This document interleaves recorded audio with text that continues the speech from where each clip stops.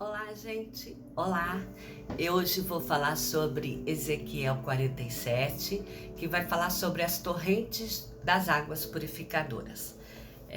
E diz assim: Depois disto, o homem me fez voltar à entrada do templo, e eis que saíam águas debaixo do limiar do templo para o oriente, porque a face da casa dava para o oriente, e as águas vinham debaixo, do lado direito da casa, do lado sul do altar. Saiu aquele homem para o oriente, tendo na mão um cordel de medir. Mediu 1000 côvados e me fez passar pelas águas, que me dava pelo tornozelo. Mediu mais 1000 côvados e me fez passar pelas águas, que me davam pelos joelhos. Mediu mais 1000 e me fez passar pelas águas, que me davam pelos lombos. Mediu mais outro 1000, e era já um rio, e eu não podia atravessar, porque as águas tinham crescido, se desviam passar a nado, rio pelo qual não se podia passar. Quer dizer que debaixo ali do templo do Senhor, do lado do altar, havia um rio que corria com uma água purificadora, uma água que media a princípio pelo tornozelo, depois pelo joelho, depois pelo lombo, e depois só era possível atravessar a nado. E me disse: viste isto, filho do homem? Então me levou e me tornou a trazer à margem do rio. Então, tendo eu voltado, eis que à margem do rio havia grande abundância de árvore, de um lado e de outro. Então me disse: estas águas saem para a região oriental, descem a campina, entra no Mar Morto, cujas águas ficarão saudáveis. Toda criatura que vive em enxame viverá por onde passar este rio, e haverá muitíssimo peixe, e onde chegarem estas águas, tornarão saudáveis as águas do mar, e tudo viverá por onde quer que passe este rio. Quer dizer que a água, ela é purificadora. Quer dizer que essa água que o Senhor deu a oportunidade de Ezequiel ver, na visão em que ele levou para poder descrever o templo e como todo o serviço deveria ser prestado ali naquele lugar santo e santíssimo, Deus mostrou a ele que havia um rio, e esse rio era capaz de passar e purificar, inclusive, o mar, as águas do Mar Morto, e que, inclusive, ali viveriam peixes. Eu não sei vocês, mas eu tenho bastante curiosidade com as coisas de Israel. E eu vi numa live de uma pessoa aqui na internet, se não me engano ela chama Aline, uma live dela mostrando que agora há uma água que brota e que ela tem jorrado para ir até o Mar Morto, e que eles têm observado que a água do Mar Morto, que antes era tão salina que não havia vida alguma, começou a surgir vida, tanto que já há cardumes de peixe. Inclusive, ela filmou esse cardume, embora sejam pequenos, ela filmou que algumas plantinhas ou outras, elas já começaram a brotar ali no rio, no Mar Morto.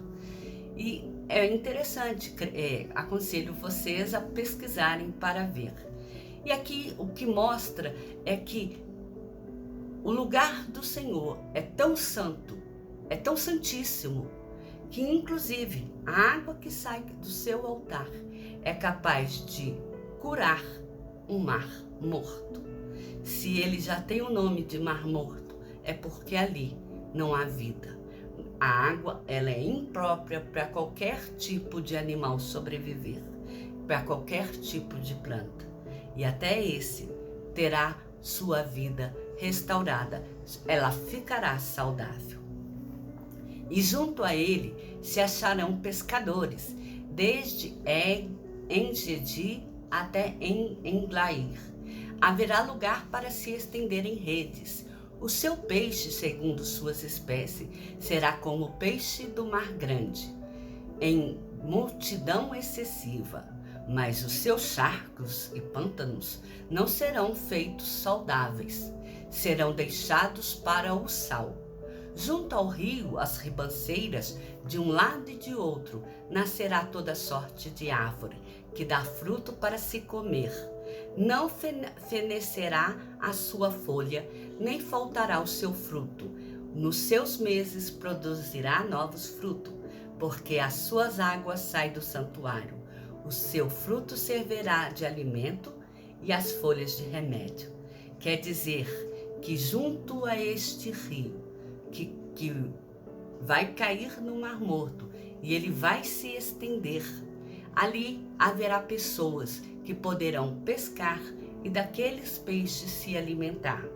Ali haverá o ressurgir de plantações de árvores, e essas nunca perderão as suas folhas, porque aqui diz que fornecerá a sua folha e ela não faltará. A sua folha lhe servirá de remédio. Ela não fenecerá, quer dizer, ela não vai morrer, não vai se acabar. E o seu fruto servirá de alimento. Inclusive, na época dos frutos, eles darão mais frutos. E vai falar sobre a fronteira na terra de Israel, que esse rio vai fazer. Diz o Senhor Deus: este será o limite pelo qual repartireis a terra em herança, segundo as 12 tribos de Israel. Lembrando que José terá 2 partes. Vós a repartireis em partes iguais, pois jurei, levantando a mão, dá-la a vossos pais, assim que esta mesma terra vos cairá a vós outros em herança. Este será o limite da terra. O lado norte, desde o Mar Grande até a cidade de Azer-Aticom.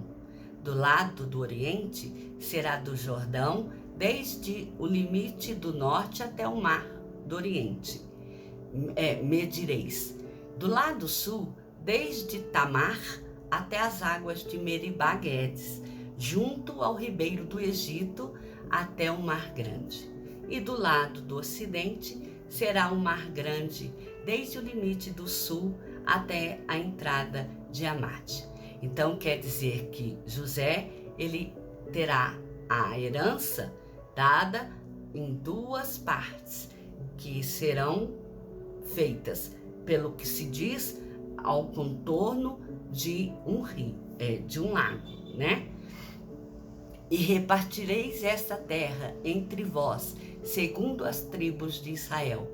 A sorteareis para a vossa herança e para a dos estrangeiros que moram no meio de vós, que gerarem filhos no meio de vós, e vos serão como naturais entre os filhos de Israel. Convosco entrarão em herança, no meio das tribos de Israel, diz o Senhor Deus. Aqui mostra que além do Senhor cumprir a promessa que fez a Abraão, Isaque e a Jacó, que é Israel, de que seus filhos serão muitos como a areia da praia, muitos como a estrela do céu, e esses herdarão a terra que Deus prometeu e a terão por possessão. Deus lembrou-se de que muitos estrangeiros estariam junto com este povo por reconhecer a grandiosidade desse Deus e por querer que esse Deus passassem a ser o seu Deus, por assimilarem a Ele como aquele a quem eles servem e continuarão a servir. Deus não negou o direito de ser tido como herdeiro das bênçãos dele, esses estrangeiros que passaram a fazer parte do convívio de Israel. E é baseado neste capítulo, principalmente nesses últimos versículos, que eu e você podemos ter a certeza que nós fazemos parte da herança dos filhos de Israel. Porque nós, eu e você, somos estrangeiros, que nos achegamos a Deus pelo reconhecimento de que Deus é o Deus poderoso, é aquele que reina sobre nós, é aquele que nos deu vida. Que Deus abençoe a vocês. Eu espero estar aqui para nós virmos o último capítulo. Ele vai ser apenas descritivo, falando o nome das tribos e a posição em que elas estarão ali no mapa, segundo aquilo que Deus idealizou, segundo o que Deus deseja que eles ocupem o seu lugar. Mas, embora seja um capítulo em que eu tenha que ler exatamente da forma com que ele está escrito, eu sem ter muito o que sair fora daquilo para explicar, e você verá que no final do último versículo deste capítulo há uma mensagem muito especial. Eu espero vocês para o último capítulo do livro de Ezequiel. Deus os abençoe.